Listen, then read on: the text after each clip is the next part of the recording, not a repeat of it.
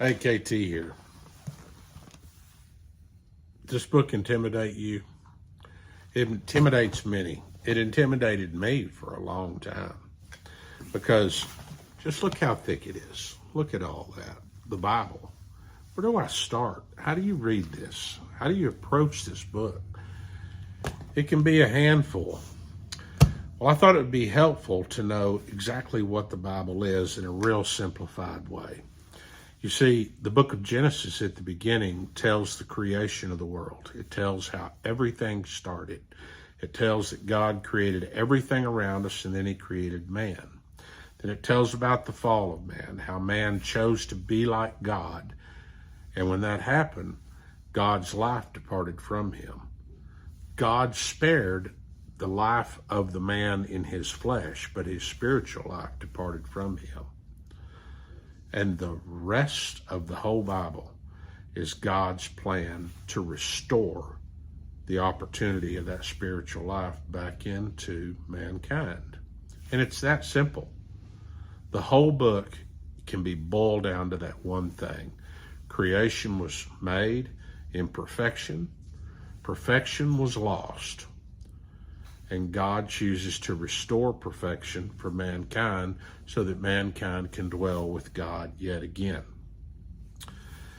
The New Testament tells us through the love of Christ, he's the one that came to restore all things, that it is not of ourselves, but it is of him. And that's the important thing to know.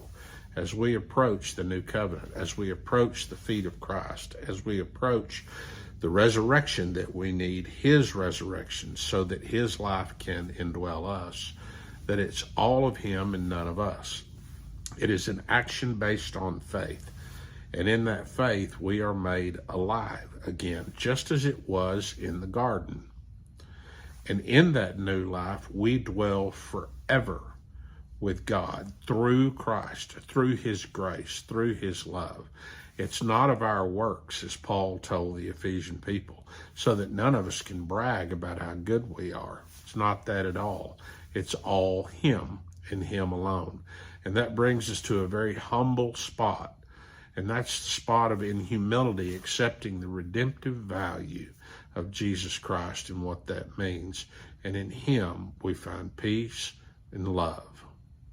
You know, it can be a really, really unsettling thing to let go of pride, to let go of the things that we feel like give us energy. But those things are doomed. Those things have no intrinsic value whatsoever in eternity. In eternity, it's about Christ. It's about him indwelling you and I through faith so that we can be born again. That's where all that language comes from. And that, my friends, is good news. More to come.